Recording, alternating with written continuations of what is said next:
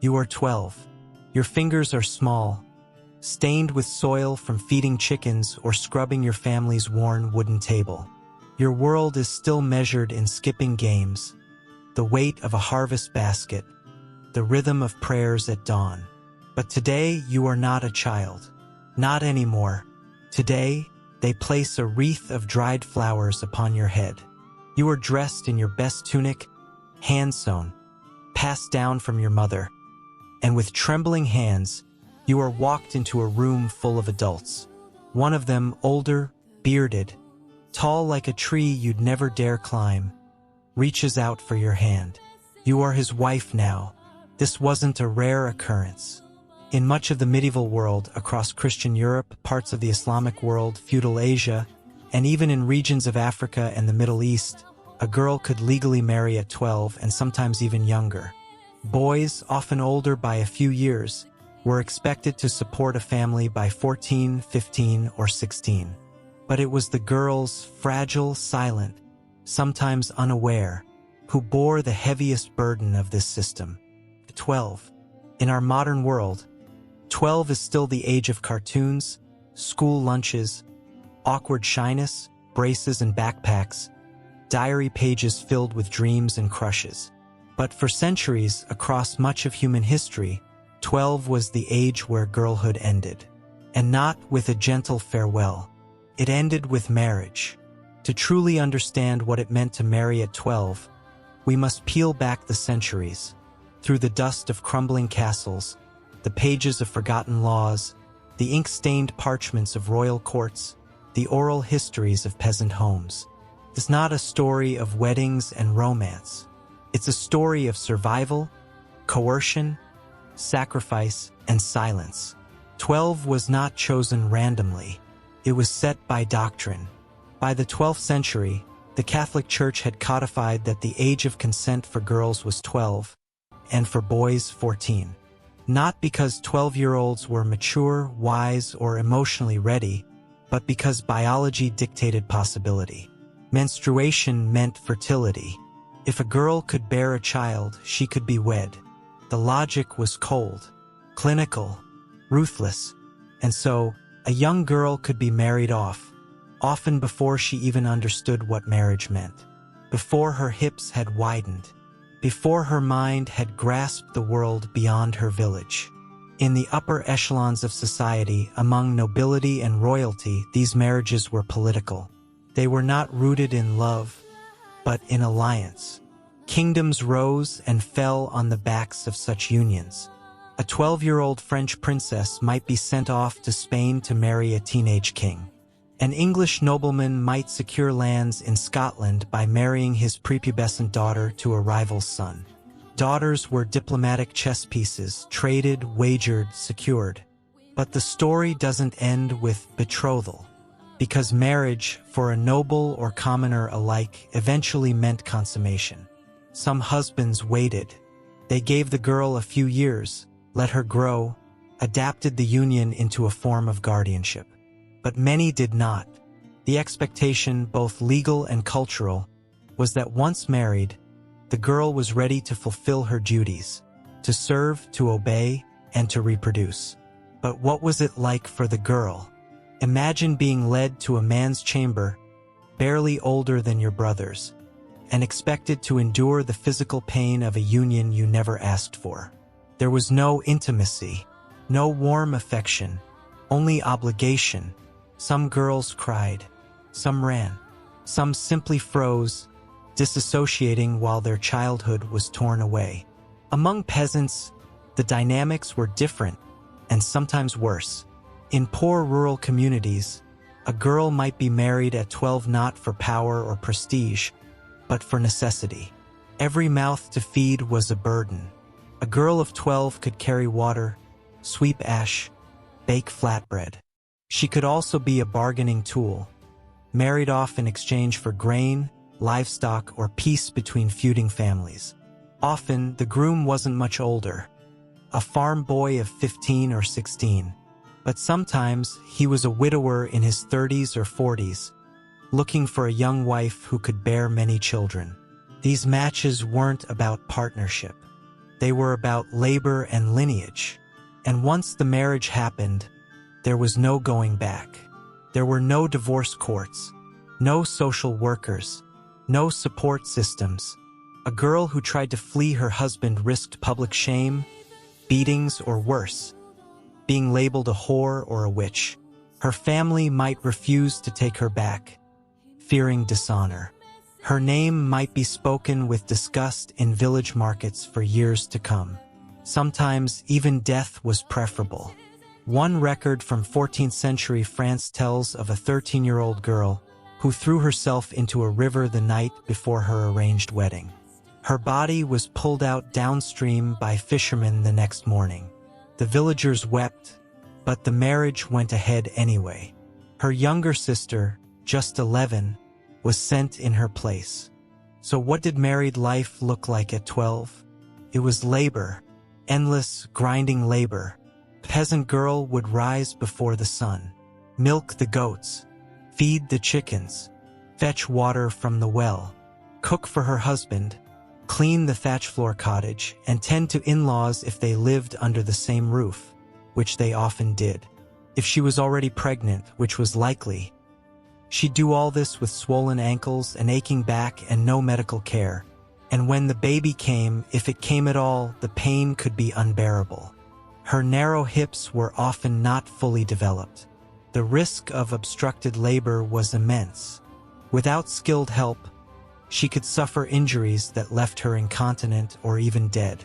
And yet, she might go on to have 5, 6, 10 children before the age of 30, many of whom would not survive past infancy.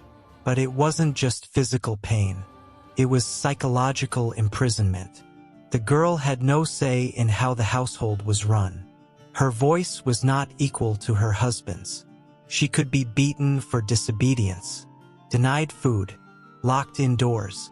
Her value lay in her obedience, her fertility, and her silence. Even noble girls, dressed in brocade and pearls, suffered from this voicelessness. Behind castle walls, young ladies were sometimes married in name, but left in emotional and physical isolation. They were brought out only for ceremonial appearances or to display their growing bellies. And yet, despite it all, some of them endured. Some even thrived. Over time, a small number of young brides grew into respected matriarchs. They learned to read, managed household estates, raised armies when their husbands died in war. Their early suffering forged a fierce resilience. But those stories, while real, are the exception. Most never made it that far. It's worth noting that in some places, consummation was delayed.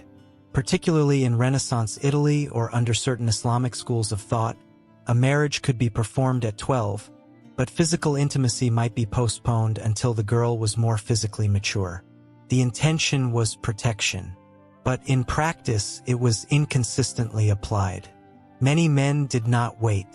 Religious justification was often used to defend these practices. In the Christian world, theologians cited Mary, believed to be around 14 when she gave birth to Jesus, as proof of young motherhood's virtue.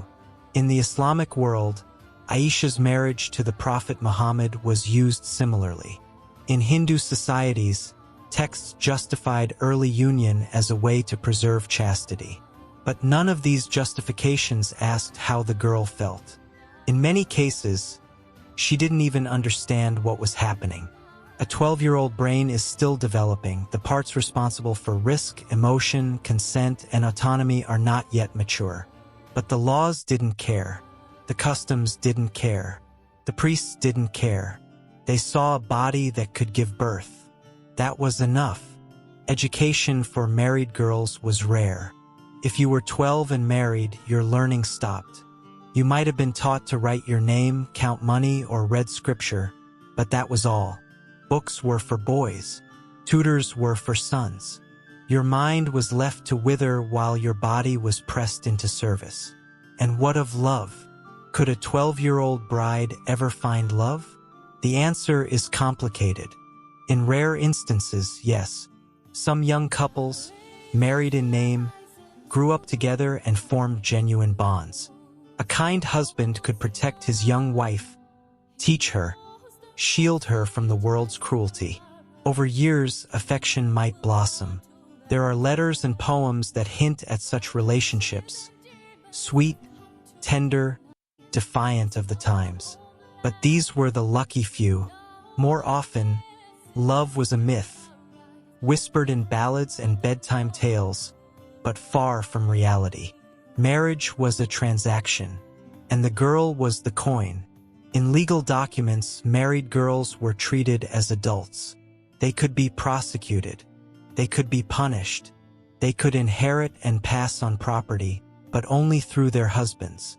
If a girl was widowed young, which happened frequently, especially during plagues and wars, she might be married off again, or forced into a convent. Indeed, the convent was often the only refuge. For some girls, joining a nunnery was salvation. It meant education, autonomy, even power.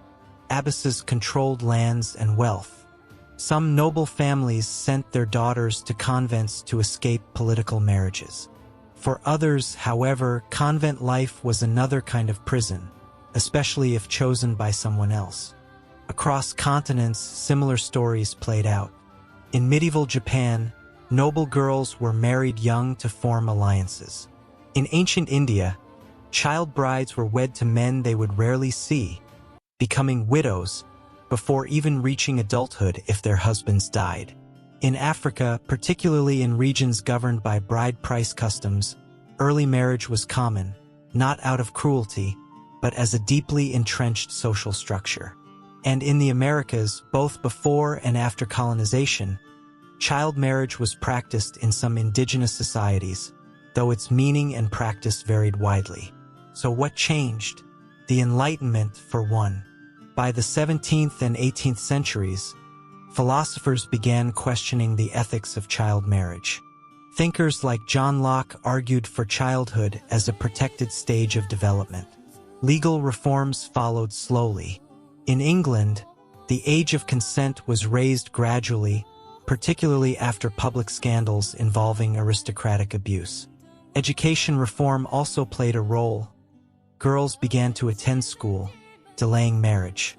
But even now, in the 21st century, the shadow remains. According to UNICEF, more than 12 million girls a year are still married before the age of 18. In South Asia, West Africa, parts of Latin America, and even the US, legal loopholes allow for early marriage with parental consent. The reasons haven't changed: poverty, patriarchy, tradition, fear. What it meant to marry at 12 still means something today. It means the death of childhood. It means being bound to an adult's world before you've had time to dream your own. It means risk, pain, silence. But it also means resilience, because girls, even those trapped in systems they did not choose, have always found ways to survive. They wrote secret poems, hid letters, taught their children compassion, whispered their hopes into the darkness, and slowly, painfully, they changed the world, not with swords, not with revolutions, but with endurance. So if you ever walk through an old cathedral and see a stone carving of a little girl with a crown, or read a footnote about a noblewoman married at 12, don't just see a name. See a life, a stolen girlhood, a history of millions. And remember, the story of marrying at 12 is not just a medieval one. It's a human one we must continue to tell, not to relive the past, but to fight for a future where no child ever has to become a bride before she even knows who she is.